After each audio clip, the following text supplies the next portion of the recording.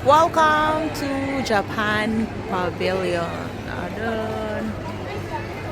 Let's go inside and check what is it there. Japan, of course. Japan. Oh! Sino mga to? Uy, One Piece.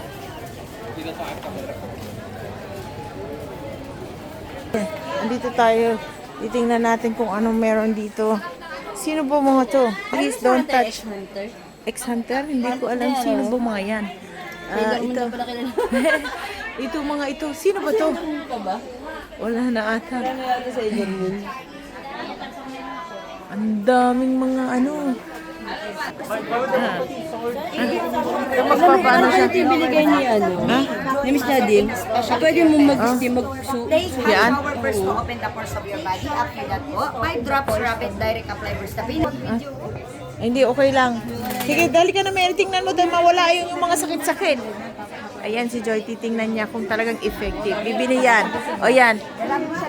Okay, rabbit. Amuyin niyo po siya ng malalim.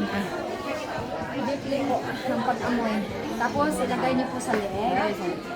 Free sample demonstration nga daw. Ano bang sinasabi dito? Taro Zen Bomb. Apply nito kasi nga sa headache, meron Headache. tayong migraine, tapos stress, backpay natin yung sa Do it. Effective ba?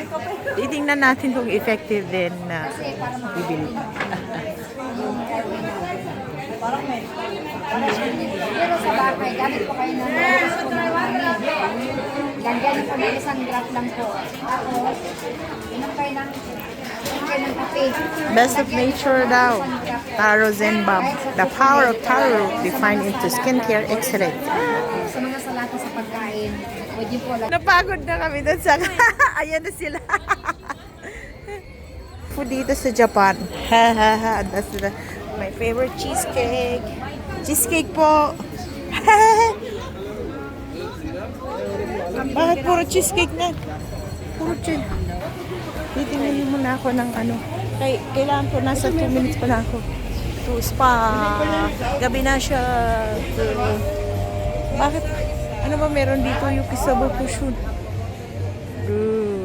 Parang mas marap ata yung kanyang pagkain. Oh. Yan? Patingin nga ng mga ano. Saan tayo? Ano ba mga ano dito? Walang pang mas mga ano dito? patches. Next. Susunod na lang kami. Yung kay ate, Yung ano, cherry blossom dito. Nawala yung cherry blossom dito. Sige, teka. Fujizu.